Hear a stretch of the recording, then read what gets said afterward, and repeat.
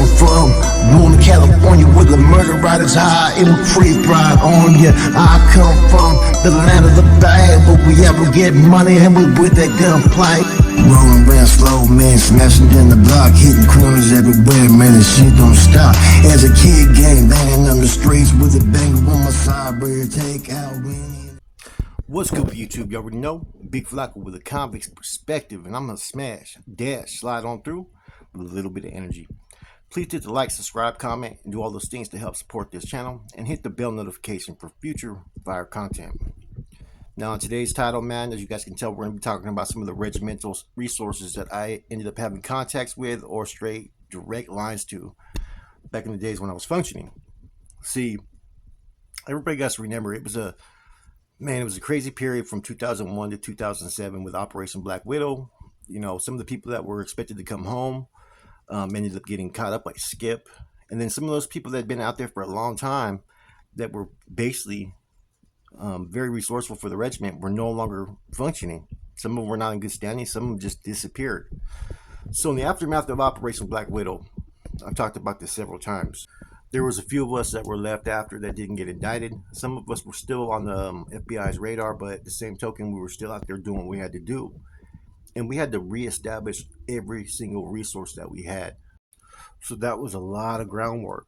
It was getting all the main people who were fucking pushing product or had resources or whatnot to tap in with us, man. And in some senses, it was kind of like this. It was an open terrain for different individuals, different crews that were able to plug in with different people. Like there was a time period where me and the homeboy D, we had a pipeline with fucking an individual named Mikey Stryker. Now he was the main source out there as well. A lot of people know who he is. Now, in addition to him being one of the main sources, you had another individual out there named Guile or Rooster. As you already know, he had a working relationship with Jack Ochoa and a couple other cats from the shoot. Now, these are all different people that in some senses or some ways we had plugins. Like me, I had a direct line with Mikey Stryker for a minute because when back in the days when we were putting shit together, he was actually assisting us, me and the homeboy D. I talked about it before that we were able to establish our own resources. That was one of our resources. And we ended up collecting debts for him out there in the streets a couple times. And years later, when he was being pressed up on by Lencho was trying to play an okey doke with him, talking about that he had heard that Mikey saying that he was plugging Lencho with work and whatnot, right? Which was all a bullshit story. Lencho was basically trying to get up in there and basically Debo Mikey, pretty much extort him. So I looked at that as an opportunity. As long as Mikey Stryker, right, is plugged in with somebody, they're going to have to leave him alone. Now, if he's plugged in with me and assisting me, then I can sit there and have Lencho and all his fucking basically minions basically back up. And that's exactly what I did. I established contact with fucking Mikey Stryker and started having him plug me work, which was separate from the regiment work that we were getting from other fucking areas. So see, that's how it used to pretty much work. You know, we used to go out there and get at certain individuals. And basically, you know, if we knew you were doing something, we had a whole presentation of how we got at people. And it was to get at people without feeling like they were being taxed or whatnot. You know, I remember first functioning, you know, driving up with Chico Rose and, you know, going to Flip's auto body shop and then being over there at Chico's house and having Flip stop by. See, there wasn't anybody out there we weren't tapped in with. And in the San Jose area, one thing that was kind of interesting was all the main resources and plugs were out there towards like San Martin, which was a small town by Morgan Hill in Gilroy. Like Bird, man, he had his shop set up pretty much out there in San Martin and Morgan Hill. Another cat named Lucio, he had his shit out there. See, it was almost like there was a, you know, you had the South County, which Gilroy, Morgan Hill, they had their own sources out there. There was a lot of big time dealers out there, but then you had the ones in San Jose as well. And sometimes we would be bumping heads on the work out there, right? Now, there was a time that we came up on, some veterans straight up, right? And some red iodine, right? And we needed it to be gassed and cooked. And someone else had the rest of the products. So we went in on a venture with the brother out there that stayed out there in Morgan Hill.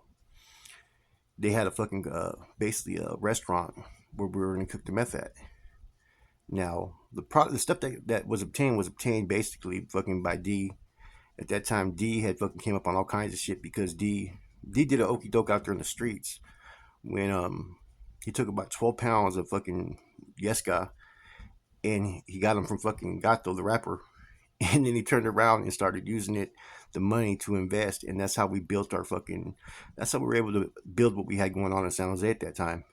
Remember, we had like Kojak from Eastside Hoods, we had fucking Boo from BRS, we had Young Buck, we had Roper from fucking Lockridge, and a bunch of other homeboys. Goose, Filipino Goose from San Jose, and we had all the dudes that were selling dope, as well as all of those that wanted to push work out there in the streets, that were pretty much working out there with us out there in the Gaias at that time. Now, bear in mind, I was out there during Operation Black Widow, and I was out there post Operation Black Widow when we had to get at all these contacts and connects, right? So, see, I functioned basically 3 different times in 3 different areas. One time, I functioned basically with Chico Rose, and then post Operation Black Widow, Gato, Black Steve, and all of us were out there. Then afterwards, I went to Salinas for a while. And when I was working under Salinas, we were a dope selling crew basically, but we were doing other things to establish our resources in San Jose. And we just had to make sure we reported everything to Boxer at that time. Okay. And that was when me and D and Kojak was least involved, but those were the dudes that I had that were counted on the books. And then we had a strong crew that was working with us. You know what I'm saying? And we had tapped in with our own sources as well. And then later on again, same thing happened. So like all the main players out there, like I said, I did a lot of favors for dudes. You know what I'm saying? Someone owed money. We go out there and snatch this dude up that owed money. You know what I'm saying? Or someone that was pushing product. We go push up on them. And basically, if they were assisting someone that was within the regiment, it enabled them to be left alone by other carnales that were trying to press up on people. See, everybody had to establish their own resources. Either you got it directly from the regiment or you got it upon yourself. If you were counting on the books and doing what you were supposed to be doing, then nobody could question it because that was your source. As long as you were willing to offer it to the household, then nobody had any type of issues.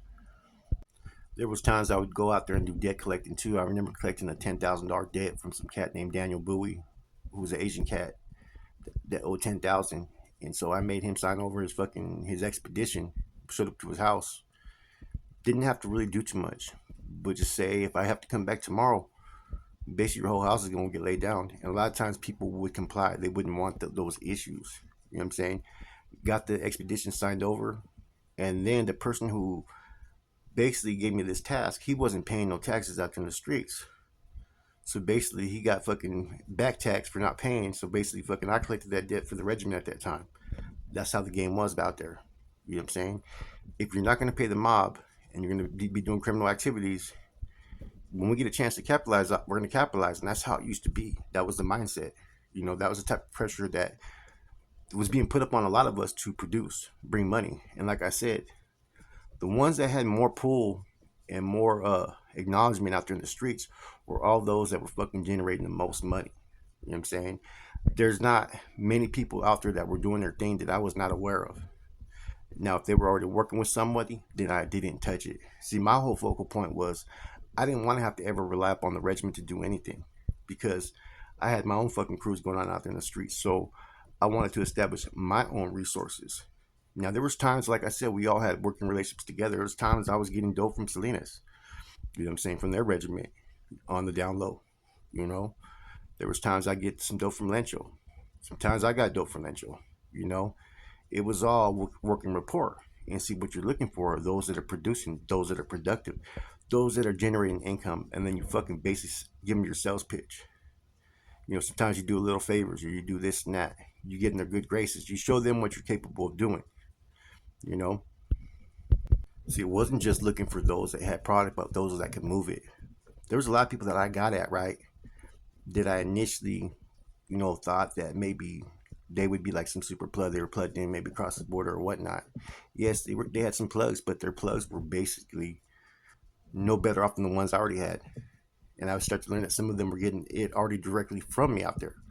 So what I started to do was I started to employ these individuals, and I was able to show them what I would be able to do. One cat from Sunnyvale, right? I remember the first time that I found out he was doing something. His family member ended up being from Milpitas, and so I contacted them afterwards to have a meeting. But I'd actually at first ran up on dude, and when I ran up on dude, um, I was strapped, and I had heard some things that he was talking. He was doing this and that, and I was there to basically collect because they were claiming that they were getting the dope. They were supplying the regiment, or they were working with the regiment when they weren't. And so, I'm trying to think of the dude's name, but he was from Sunnyvale. And the only thing, this is the only time where I felt bad, but I kind of, you know what I'm saying, didn't do my reconnaissance work at the time. I thought dude was solo when he left. So when I pulled up on him right there in Sunnyvale, I ran up on the car. I was strapped up, and he ended up having his kid in the car. And he's a homeboy. But so I put the thing away, talked to his family members, and met with that dude that night. Was able to show him, like, about a day later, what I was able to do. Some dude owed him some money from out where I was from. So I sent two homeboys into that dude's house, and they took every fucking thing that he had. Called that dude up. Dude came to my house to see. Wow. I called the dude that owed him money up, had them both there at the house, and just showed them what I was able to do. And see, it's all about out there when you have these crews going on. It's all about showing what you can get done for your crew members. As long as everybody feels like they're eating and plays their position, then you're not going to have no issues. Now, there was a lot of scandalous shit going on too in the dope game amongst regiment members, and like I said, when you have that many people in one area that are all doing their own thing and they're all trying to capitalize and bring something forth, right? There's a lot of backdoor politics and a lot of hating as well. Like, there was a lot of dudes that would step out who had been pulled up there in the bay but never functioned on the streets, you know, that didn't necessarily know what they were doing. They were pretty much trying to go off of how it used to be, maybe in the 80s or even the 90s, and they were trying to employ that, and it just wouldn't work on the streets. You know, Kramer was a prime example of that. You know what I'm saying? Even Samuel for a minute. You know what I'm saying? The ones that were able to adapt were the sharp ones, though. Next thing you know, these same people, some people were able to succeed, some people weren't. You know what I'm saying? Um, me and the homie D, I refer to D instead of putting his name out there. If you're from San Jose, you know what I'm talking about. Me, see, I used to be in contact with all the channels, right? I used to be in, whoever it may have been, and I had one person that fucking had all the sources because of who their family member was. He'd been working on the street regiment since he was a kid. And so we came across um, certain stuff that was really key in making, you know what I'm saying, some basic glass at the time, some crystal meth. We came across some Prax Air used to have those hydrogen tanks, right? Then we had the ephedrine, and we had some other stuff. Now we needed someone to cook it. So we ended up having a business transaction going on. The brother did with the other brother, right? And it was to make, basically to have the meth made. And so we were all looking forward to that because this was going to basically be fucking, it was our time to shine right then. You know what I'm saying? Like, we were all doing good, but this was going to put us over the top. Now, this is the same time when the same individual had took him about 12 pounds, I think it was 12 or 20 pounds. I forget, to be honest with you, but it was a huge amount of money that was owed, man. Maybe it was 20, I forget, right? From Gato, the rapper, and then went over there and fucking reinvested it. Now, we ended up having the chemicals, I think, to make a large amount of meth. I think it was maybe 50 pounds or something like that. We had enough material. And they ended up going into business with another person who had a regiment at that time. That later on, I started being part of his regiment later on, but at the time I wasn't. But we had a long past relationship. You know, when he first came on the scene, we were kind of all forced together at one time to put one individual on freeze. And that's, then when got to win the MIA, we all had to have a meeting again. Once again, he was there. So me and that individual had a rapport, and that's the homeboy Charlie from Hollister. Now, we had all the dope, right? All the stuff to make the dope. And there was a white boy that was going to fucking cook it. It was supposed to be done by a certain time period. How do you figure that this white boy ended up running off with all the fucking chemicals and all the shit to make the dope? You know what I'm saying? Oh, we was livid. We was fucking pissed off, man. We wanted to kill that motherfucker, man. But that's just the nature of the game. You put your trust in other people. Sometimes you got to make sure that they have the proper safety and security, put forth. And I don't know who was at fault because, to be honest with you, that was D's gig. But that gig was going to benefit me too. Now, just like in 2000, what was it, 2005, we had that huge drought that hit in October, right? And I was making so many different moves to keep things going. Pressure was being put on. I mean, I remember taking drives with fucking Lancho, and we went to go see Slimer one time from BRS, and another time we went all the way out to the fucking Gilroy, right, waiting to get plugged in where we were supposed to be plugged in with something, right? I mean, it was a lot of work. Other homeboy Wedo or whatever, we were doing our thing out there trying to keep the resources going. Now we were told that this drought was man-made. They were trying to stop all the shit that was coming across the border, just regular people coming out here and basically freelancing. Now, what ended up happening, right, is I knew an individual, and he was a former Sureño from San Jose, from VCT. His name was Mikey. He grew up and he used to kick it with the homeboys out there in Milpitas from being man, right? First generation being man. That's how I met him. In fact, I saved his ass a couple times when individuals actually tried to press up on him. You know what I mean? He was also there a couple times when we got shot at by Sureños, and he rode with us against Sureños. So, like I said, me and Mikey known each other for a long time. His mom was like one of the main fucking cooks. She used to have something set up out there in Modesto, right? But she looked like a regular old abuelita. You know what I'm saying? Now, I get in contact with Mikey, and I know Mikey when I first met him. His family been doing it forever, like on a big scale, right? He got in trouble one time because his family gave him like a quarter pound or whatever it was, right? And he went and was selling dime bags, right? He was filling them up with meth and selling them for $10. He didn't know. They didn't know what they were doing. They were kids, right? So I run into him, and he gives me two different samples, right? And we're chopping it up and stuff, right? And I'm like, okay, I'm gonna have this homeboy over here meet you, and because he knew the other person, they were like their families were close. The other homeboy was a homeboy, but his brother was actually a Sureño, right? So we all knew each other for a long time. There's been a lot of trust, but we haven't seen each other for a long time, you know. So he gives me the two samples. I have someone try it out, and they're like, "Okay, yeah, this is good shit, man." They said, "This is really good. Where the fuck do you get this? Don't worry about it." So I tell homeboy, I say, "Okay, how much for a pound and a half?" Now this is the time of the drought in 2005.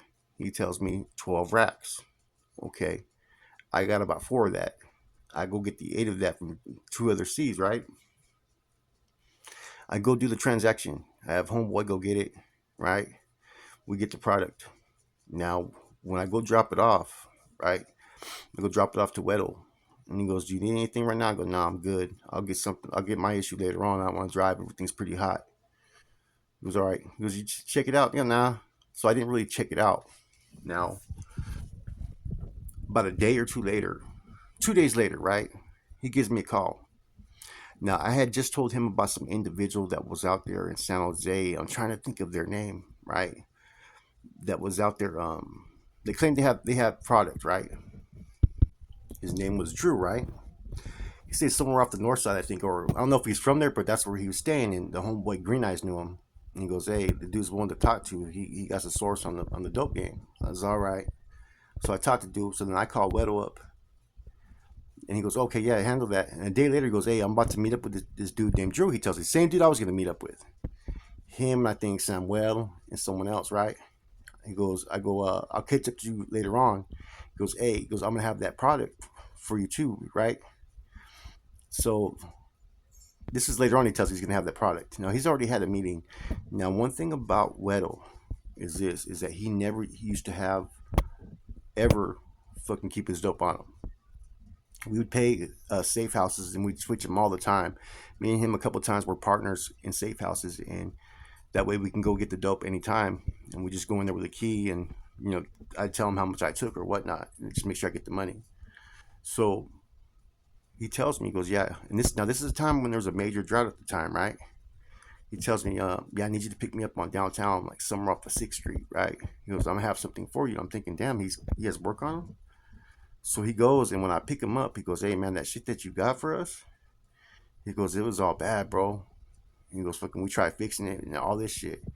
And basically, he dumped about a pound and a half of some fucking wash on me. And this was an issue that I had after this. But let's get to the story, right? Now, at that time, I ended up calling the dude, fucking Mikey, I've known for all these years. And I'm on his fucking helmet, right? And Mikey's like, he goes, how come you wait 2 days later to tell me this? Because I gave you the same shit I gave you a sample of. And he was being fucking straight serious on it. And so we ended the conversation there because he was right. Now, I wanted to take dude out. I was going to take him out. You know what I'm saying? In fact, we had a meeting when me and Lencho were out there in Gilroy. We stopped by the tattoo shop one time. And I was trying to press the issue. And the other homeboy kind of talked me out of it. The homeboy that talked me out of it was benefiting from that whole issue, was Weddle.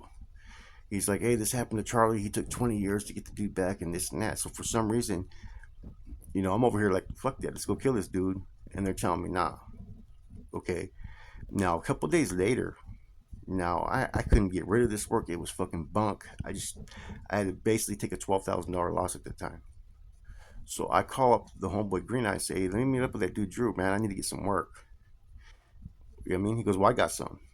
And he goes, it ain't that good. So when I showed up, I meet Green Eyes. He gives me the exact same looking work that fucking Wedo gave me that night. The same night that he was meeting up with Drew in the same area. So basically, this is what I think happened. I think that basically they got that fucking bunk ass dope from Drew. Pretty much probably deboed and took him for it. And then they fucking passed me out the bunk work and kept the good work for themselves. Because this was a major fucking drought at the time. Because why else wouldn't you want to fucking kill the dude? Why else shouldn't we take care of this dude? You know what I'm saying? Because I was taking forever to pay him back. But they were going to make a lot more money off that work being good. Because at that time, it was going like $1,200, $1,500 for a fucking zip. You know what I'm saying? And I brought a pound and a half back for 12 racks. You know what I'm saying? No. The thing that's kind of interesting, right, is the person that one of the persons that was involved in this transaction, right, was the same person that claimed that the person ran off with all the equipment when the dope was supposed to be cooked for D, right? Now, when D pressed the issue, guess who showed up to fucking go ahead and approach fucking homeboy?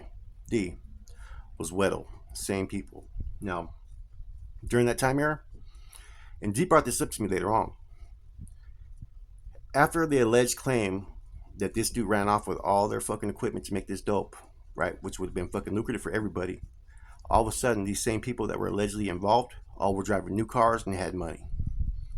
Now, this is when I started seeing a lot more of the corruption and betrayal and disloyalty, and that you couldn't trust nobody. You know, I didn't see that at the moment because someone pointed it out to me, and I shut it down because I didn't want to see it. But I remember a couple of incidents that were pretty interesting that kind of shed a lot of light.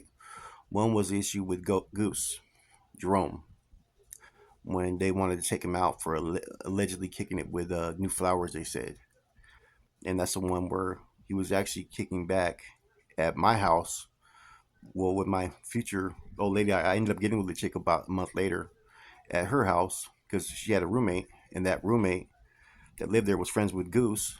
And then it was like a triplex basically. There was 3 different rooms to a house. There was an apartment, and one of the females that was renting the apartment, her and her man, she had a kid with David Lacone Gonzalez's brother. Now, there was a lot of false rumors being put out about Lacone and others. And so that's how the rumor got put out there because someone somehow reported to somebody that Goose was allegedly kicking it with New Flowers. That's why they had a green light on him. But he wasn't. He was over there actually at my house where I lived because they had even said a fucking trailer park in Alviso. But no, it wasn't a trailer park. See, all their information was wrong. And they tried to put a green light on him. They tried to send Trigger. They tried to send fucking Shorty. And then as soon as I went and showed up and seen Jerome knows me. Jerome told me the whole fucking rundown. And he didn't know that there was a green light based upon the fact of allegedly kicking. That's when he told me he was at my house. Bam. That's when I had Goose actually cleared. But basically, they were trying to fucking extort him. Right? Just like they tried to extort the homie from Milpitas. Boom. You know what I'm saying? They took a pound from him because his stepdaughter, Raina, has a kid with a homeboy from Milpitas that was a baller. And that was Lynch's stepdaughter. He used that allegedly dude was putting hands on her to take a pound from him. Now, this was an active homeboy who did his thing, was balling. He was contributing to, in some sense, to put some money forth, right? Now, even though he was active in good standings and had paid whatever dues he had to pay, they were still trying to locate his fucking location to a safe house. They wanted to hit it, and I didn't feel that was right. And I voiced my opinion on it, but kind of like Lynch was going to do what he's going to do. And so that's how when I told someone behind the scenes that was plugged in with him, that was dating his sister, that went and relayed what I said to him, and fucking Poon's ass went over there and fucking told Lencho. I still went through that unscathed. It was just the right thing to do, you know. And like I told you, what people would do, certain regiments, certain Cs, they would go establish a resource, and then they would shut down that resource down from dealing with anybody else within the regiments. Therefore, that's exactly what I did with Mikey Stryker. And that's how I got everybody to back up off him, right? So basically, say Lencha was plugged in with Rooster, right, and then Jack and all them, right. He gets the plug. We can't really go meddle in with them unless we already had a relationship. So I can't go press up on them because they have dope. No, that would be basically stepping on toes, intervening in regimental activities. Now, if I was already plugged and we're both getting from the same source, that's okay. But to go meddle in another Cardinal's business, no, that was always a no-no. And that works both ways. So a lot of dudes would always keep their resources basically to themselves, because if you let anybody know anything, they're going to try to find a way to fucking tap into your resource. And a lot of times people fucked it up. People like Weecho fucked it up. People, they go out there and they're supposed to be this and that. And next you know, they're getting everything on the front and they never pay the dudes back. That was like a routine, you know. People like Dancing Bear as well, same fucking routine. Now these dudes are maybe looked at as big homies and whatnot, but sometimes they just couldn't be successful out there on the streets, and I've seen that time and time again. And that's why there was so much fucking hate all the time amongst these crews. I got hated on a lot because not only did I have a whole town that technically I didn't want anybody from the regiment to do business in, right? I also had two crews in San Jose, two hoods that were working for me. That I had two dudes plugged in there. I had Slimer from BRS, and then I had the homeboy from Metal Fair that's still active. I'm not going to mention his name, but I was tapped into both those hoods, and same way I'd have them operate. If they plugged them with a resource, let me know. You know what I'm saying? Then I would basically do all the verbal talking. That was my specialty. My specialty was always delegating people responsibilities and plugging in with resources, pipelines, and going in there and sealing the deal because I had fucking verbal skills. And that was my forte. And that's how I would get things in motion. You know what I'm saying? I would always start out and get swiftly going real quick because I moved a certain way when I was out in the streets.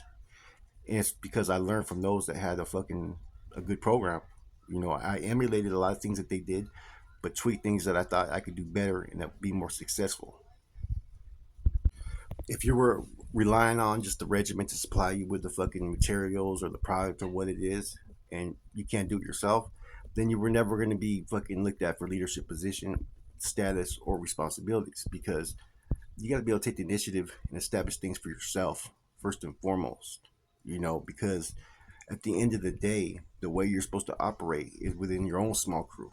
And see, that's how like everybody had different crews that operated differently. Say what you want about Lancho, he had a lot of dudes that were working under him. Therefore, he had a lot of money coming in.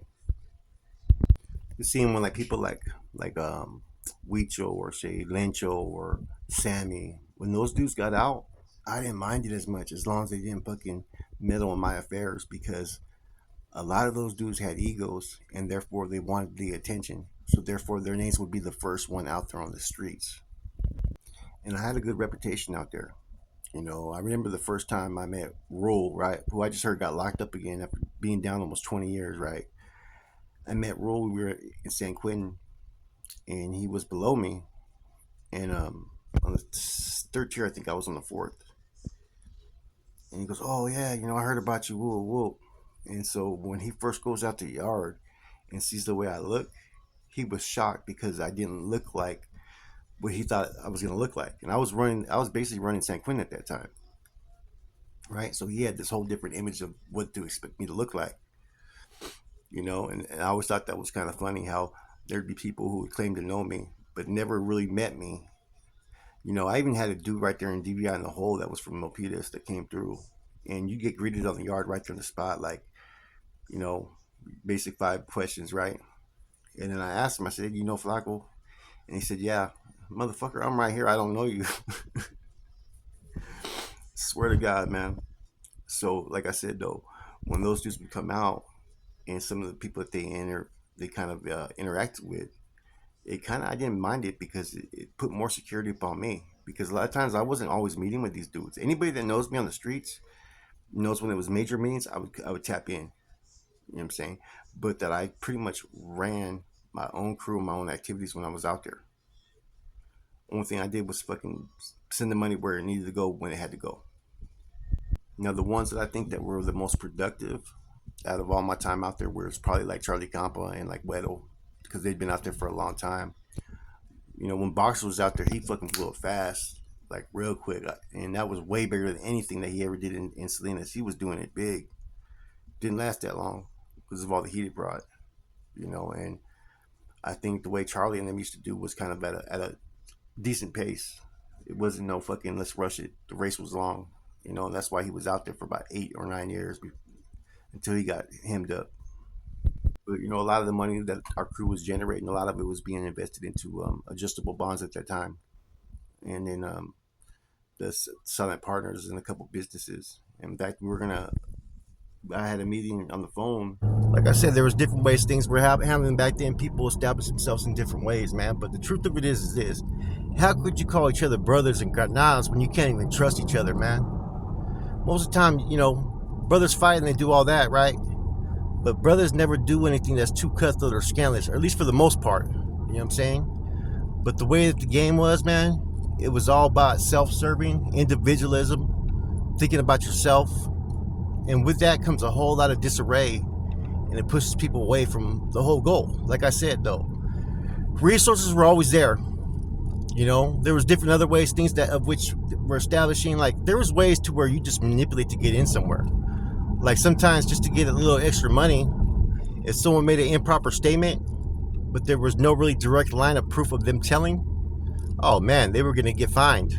Why? Because you can't prove they told or they didn't tell. Money was always put first before anything, right? And like I said, it turned into the streets to where people would not want to tell people, right, that they were involved or selling dope because nobody wanted to work with the NF at that time. Because the NF's name was starting to get into, oh, they'll just fucking burn you. They'll rob you. They're not going to pay you back. They're going to get you hemmed up. That was what everybody was saying back then. Now, anyways, hope you guys enjoyed it, man. A little bit different. I've talked about all this stuff, but not as much in details, man. And like I said, you know, it was a lot of work, man. You know, I tapped in with rappers at that time, like Davina's dad. I tapped in with him, and I ended up meaning to do Frederico from homeboyrap.com. I was supposed to do some things as far as put some things together for them. And like I said, there was not anything that was going on at that time without us being tapped in. Anyways, like I said, man, the more money you made, the more corrupt the game got, man. And like I said, man, I got to meet a lot of people over the years, man. I was involved in a lot of different stuff, man. And at the end of the day, man, nobody I know has ever been able to establish any for certain longevity success. If anything, you experience more headaches. See, the come up is only short-lived at times. Yes, I've seen people stay out there for 5 years, 7 years, and whatnot, but eventually, man, they're looking at that 20, 30-year sense, man. Is it even worth it? With that said, it's your boy Flacco, Convict's Perspective. Hope you enjoyed it, man. To everybody out there, man, now that you know better, you can do better. I'm gone. Come from Northern California where the murder rate is high, it will creep right on you. I come from the land of the bad, where we ever get money and we with that gunplay. I come from Northern California where the murder rate is high, it will creep right on you. I come from the land of the bad, where we ever get money and we with that gunplay. I come from